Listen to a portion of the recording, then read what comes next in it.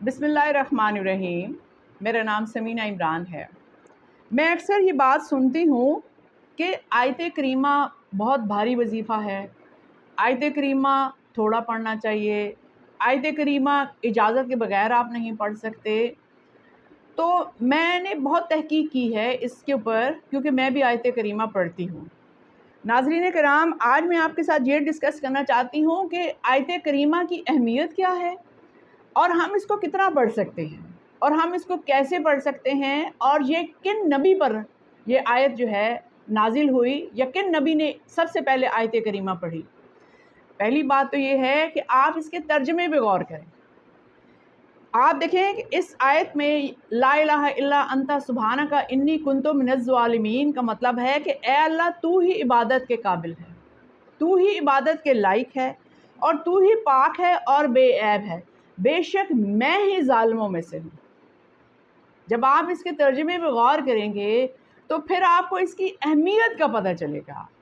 آپ کو اکثر لوگوں کو یہ بات پتہ ہی ہوگی کہ حضرت یونس علیہ السلام جب مچھلی کے پیٹ میں تھے تو اللہ تعالیٰ نے ان کے دل میں یہ بات ڈالی تھی کہ آپ اس آیت کا ذکر کریں، اور ذکر کرنا بہت ضروری ہے۔ حضرت آدم علیہ السلام کو بھی اللہ تعالیٰ نے بتایا تھا کہ وہ کس طرح معافی مانگیں گے، ان کو معافی مانگنا سکھایا تھا۔ اسی طرح حضرت یونس علیہ السلام کو بھی اللہ پاک نے سکھایا کہ آپ نے معافی کس طریقے سے مانگنی ہے۔ اور آپ میں سے اکثر لوگوں کو پتہ ہے کہ نینوا کے لوگ جو بیرا روی کا شکار تھے اور حضرت یونس علیہ السلام کی باتوں پر عمل نہیں کر رہے تھے، تو جب حضرت یونس علیہ السلام تھک گئے اور وہ ان کی بات نہیں مان رہے تھے تو آپ نے اپنی ناراضگی کا اظہار کیا اور لوگوں کو بتایا کہ اللہ کریم جو ہے وہ کل اس بستی کو تباہ کر دیں گے۔ نینوا کے لوگ جانتے تھے کہ حضرت یونس علیہ السلام سچے نبی ہیں، تو جب آندھیاں چلنا شروع ہوئی تو وہ پریشان ہو گئے، انہوں نے اللہ سے معافی مانگی، اپنے کپڑے اتار دیے، گھروں سے نکل گئے، وہ خوفزدہ ہو گئے، اور انہوں نے اللہ سے معافی مانگی اور اللہ نے ان کو معاف کر دیا۔ لیکن حضرت یونس علیہ السلام اس بستی کو چھوڑ کے دریا کی طرف چلے گئے۔ اب یہاں پر ان سے یہ غلطی ہوئی کہ انہوں نے اللہ کے حکم کا انتظار نہیں کیا۔ ان کو چاہیے تھا کہ وہ اللہ کے حکم کا انتظار کرتے، انہوں نے خود سے ہی فیصلہ کیا اور وہ دریا کی طرف چلے گئے۔ دریا میں ایک کشتی کھڑی تھی، اس میں چند لوگ بیٹھے ہوئے تھے، وہ بھی اس کشتی میں بیٹھ گئے۔ جب کشتی روانہ ہوئی اور دریا کے بالکل درمیان میں آئی تو کشتی رک گئی، نہ وہ کشتی چل سکتی تھی، نہ ادھر ہوتی نہ ادھر ہوتی۔ لوگوں نے بہت کوشش کی، بہت چپو مارے، کشتی نہ چلی۔ تو لوگوں نے کہا کہ یا تو ہمارے درمیان کوئی بہت گناہ گار انسان ہے، یا کوئی غلام ہے، یا کوئی بھاگ کے آیا ہوا ہے، اور اس کی وجہ سے یہ کشتی نہیں چل رہی۔ تو حضرت یونس علیہ السلام نے کہا کہ ہاں، میں ہی وہ انسان ہوں۔ کشتی میں موجود لوگ جانتے تھے کہ حضرت یونس علیہ السلام ایک انتہائی نیک انسان ہیں اور سچے ہیں۔ لوگوں نے یہ ڈیسائیڈ کیا کہ جو بھی ہم میں سے ایسا انسان ہے اس کو دریا میں پھینک دیا جائے۔ حضرت یونس علیہ السلام نے کہا کہ ہاں، مجھے پھینک دیں آپ، میں ہی اللہ کے حکم کے بغیر وہاں سے چل پڑا ہوں، اور مجھے اللہ کے حکم کا انتظار کرنا چاہیے تھا، اور میں ہی بستی سے بھاگا ہوا انسان ہوں، تو مجھے دریا میں پھینک دیں۔ انہوں نے کہا نہیں نہیں، ہم ایسا نہیں کر سکتے۔ انہوں نے سوچا کہ یہ تو نیک آدمی ہے، ہم اس کو کیوں پھینکے۔ بار بار انہوں نے اس چیز پہ غور کیا، اور اس زمانے میں لوگ علم نجوم کے بھی ماہر تھے، حساب کتاب بھی انہوں نے کیے، بار بار حضرت یونس علیہ السلام کا ہی نام آ رہا تھا۔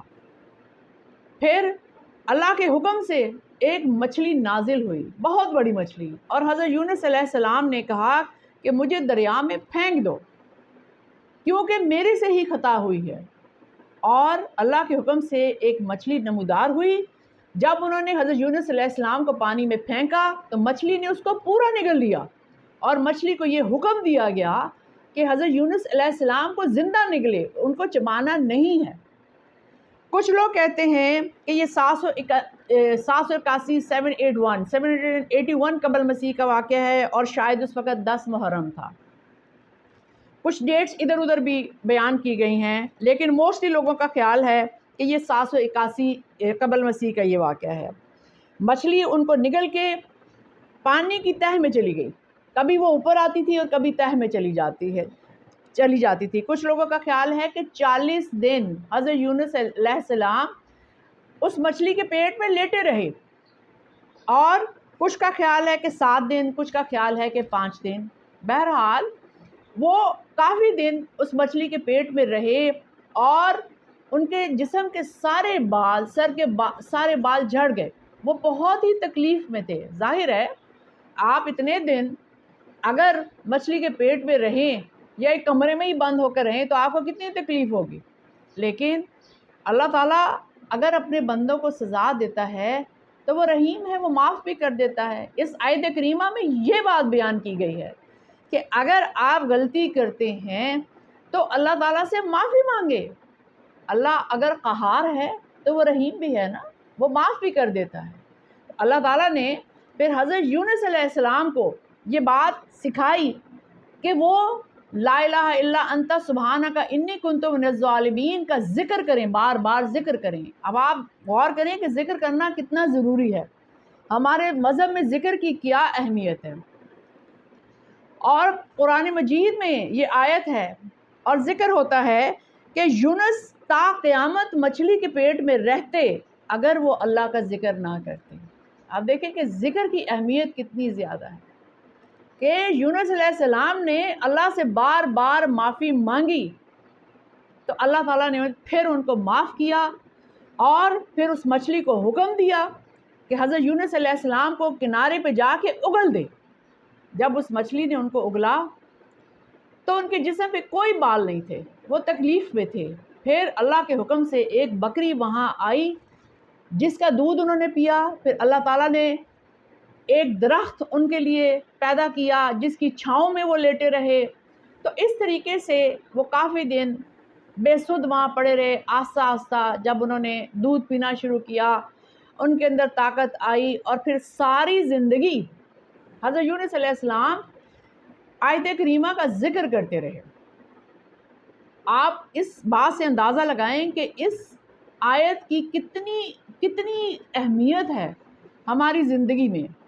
اب سوال یہ پیدا ہوتا ہے کہ کیا ہم آیت کریمہ روز پڑھ سکتے ہیں؟ کیا صرف 40 ٹائمز پڑھنا ہوتا ہے یا ایک تسبیح پڑھنی ہوتی ہے؟ پہلی بات تو یہ ہے کہ آپ آیت کریمہ وضو کے ساتھ پڑھیں تو بہت اچھی بات۔ وضو ہر وقت وضو میں رہنا چاہیے۔ آپ دیکھیں وضو میں اگر آپ رہتے ہیں نا تو آپ پہ جادو کے اثرات نہیں ہوتے، شیاطین آپ پہ حملہ نہیں کر سکتے۔ سب سے بڑی تو یہ بات ہے۔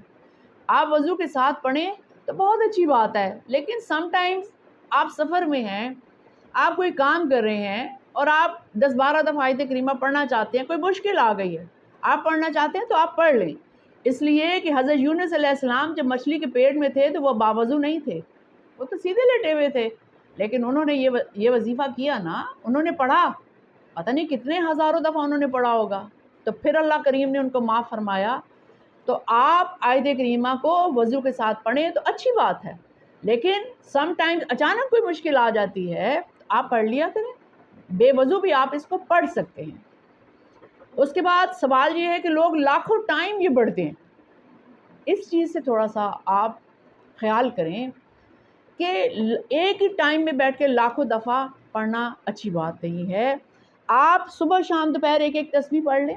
کچھ چیزیں ایسی ہوتی ہیں جن کا وزن بہت زیادہ ہوتا ہے، جیسے کہا جاتا ہے کہ یا قہارو ایک جلالی نام ہے، جب آپ اس کو پڑھتے ہیں تو آپ 11 تسبیحات سے زیادہ نہیں پڑھ سکتے، اس لیے کہ اللہ تعالیٰ اللہ کریم جلال میں آ جاتے ہیں، وہ قہار بھی ہیں نا، تو آپ ان کو جب یا قہارو کہیں گے تو وہ جلال میں تو آئیں گے نا۔ تو آپ یہ جو لوگوں نے ایک عادت بنائی ہوئی ہے نا کہ ساس ظالم ہے اس کا منہ بند کرنا 1,00,000 دفعہ آیت کریمہ پڑھ لیں، فلانا جو اس کی پروموشن ہوگی میری نہیں ہو گئی اس کے خلاف، یہ غلط ہے، آپ ایسا نہیں کر سکتے۔ آپ آیت کریمہ کو ان مقاصد کے لیے نہیں پڑھ سکتے، اور لاکھ دفعہ نہیں پڑھ سکتے، آپ چلتے پھرتے پڑھ لیں، چھوٹی سی بھی مشکل تو پڑھ لیں۔ کوئی ایسی بات نہیں، ایک تسبیح صبح پڑھیں، ایک دوپہر کو پڑھیں، ایک شام کو پڑھ لیں، لیکن لگاتار ہزاروں کی تعداد میں کوشش کریں کہ آپ اس کو نہ پڑھیں۔ اور یہ جو ایک ایک لاکھ دفعہ لوگ ایک ایک دن میں پڑھ دیتے ہیں، پھر ان کی صحت بھی خراب ہوتی ہے، کیونکہ اس تسبیح کا وزن زیادہ ہے۔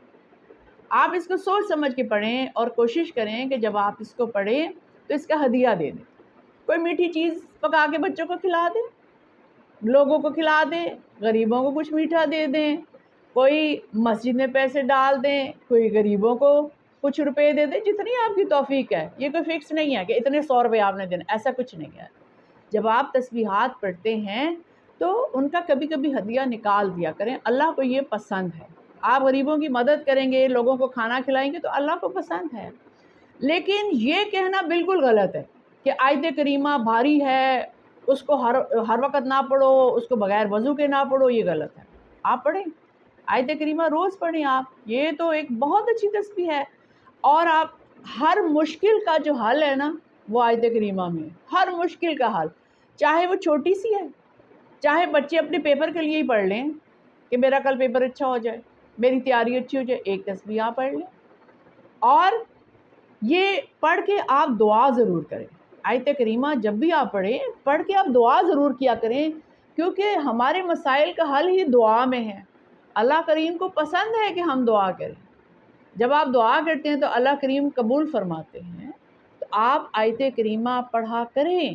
آیت کریمہ کا ترجمہ ہی آپ کو بتا رہا ہے کہ آپ اللہ کے سامنے یہ کہہ رہے ہیں کہ اے اللہ میں ہی ظالم ہوں، تو تو بے عیب ہے، تو تو پاک ہے، میں ہی ظالم ہوں، یعنی میرے سے ہی غلطی ہوئی۔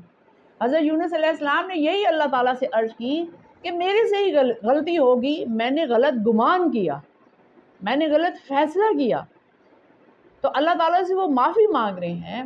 تو میری آپ سے ریکویسٹ یہ ہے کہ آپ روز آیت کریمہ پڑھیں، اور یہ کوئی بھاری وظیفہ نہیں ہے۔